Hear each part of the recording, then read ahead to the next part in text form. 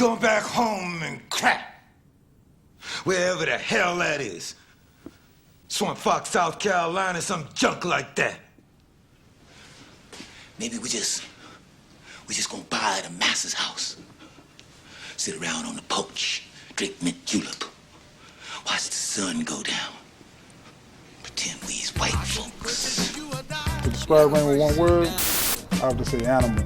You know what I'm saying? Rain is one of the illest rappers I ever seen with my own eyes. You know what I'm saying? I ain't saying it because he's my homeboy.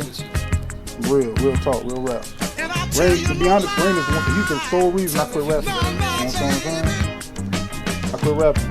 It's hard to keep up with that guy. Voice, everything about him is crazy. It's total beat. You know what I'm saying? And I'm dead nice. They'll tell you, anybody tell you I'm dead nice.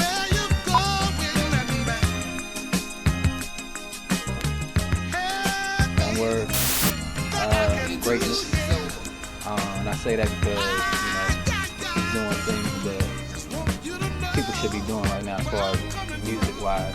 I look at it as like his talent is overlooked, and I feel more like it should be more knowledge.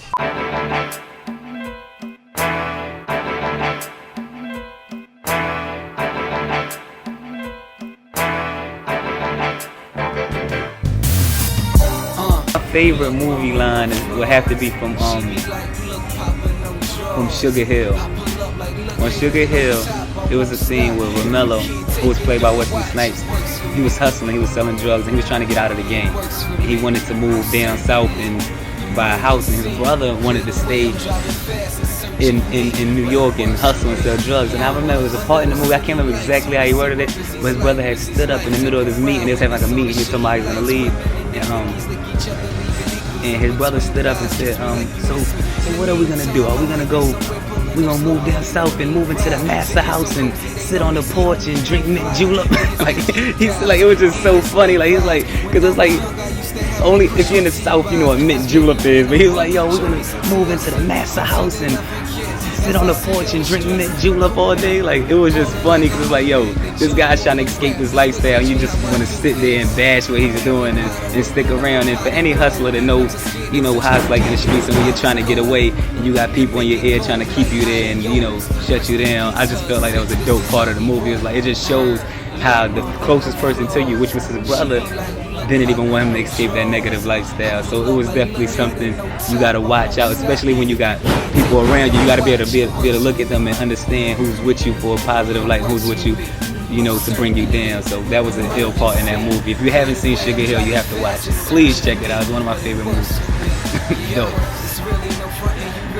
No, I was never signed with Cory Gunz. We were, me and Cory Gunz were partners. We had a group called the Militia. We gonna get it poppin', young Rain out the Militia. Yes! Like, shout out to Peter Gunz, because he was like putting the whole thing together and really scoping it.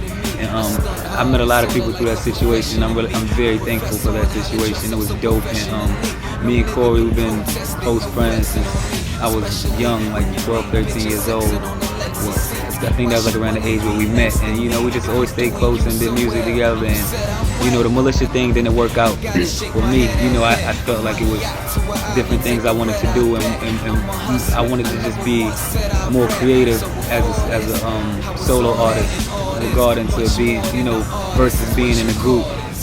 We just had different ideas, different opinions on music, and different ways of moving, and it didn't work out. But I think that was one of those type of situations that didn't work out for the better for both of us. You know what I'm saying? But we still remain cool, and we have a lot of mutual friends, and when we see each other, we still speak. So we still cool.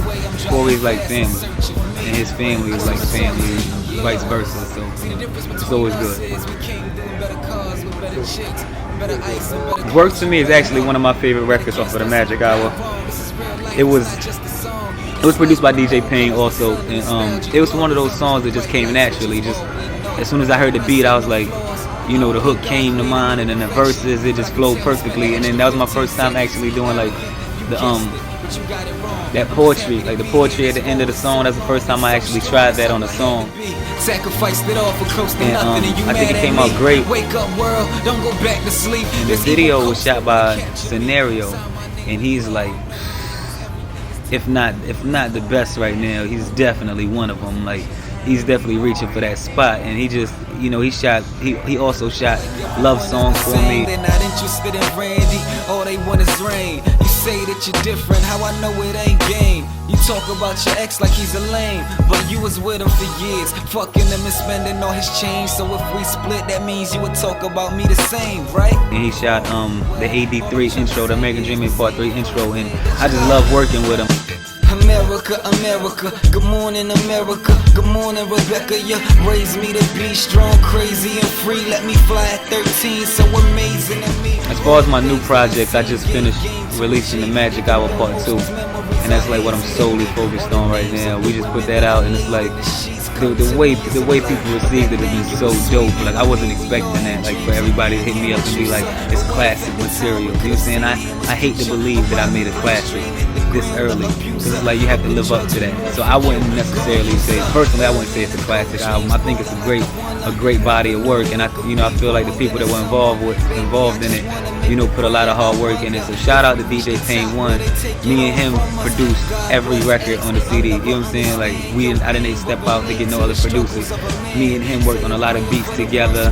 I did a lot of beats by myself on there. He did a lot of beats on his own, and you know, it was dope how it turned out. Like we wound up making some good music, some music that I think will last a lifetime. There's no date on it or no certain sound to it to where it's just for the right now. It's one of those CDs that's gonna last for a while, and you know, and I look forward to doing it again with the Magic Hour 3. I haven't started working on the Magic Hour 3 yet, but pretty soon I'm gonna start getting to it. And I'm thinking also about doing like another freestyle tape off everybody else's beats, just to show these guys they not better than me. So we'll probably kidnap some people's beats, some instrumentals, and run through them and show them why I need to be in that position instead of them. All in fun though, you know what I'm saying? We do it all in fun and all in love.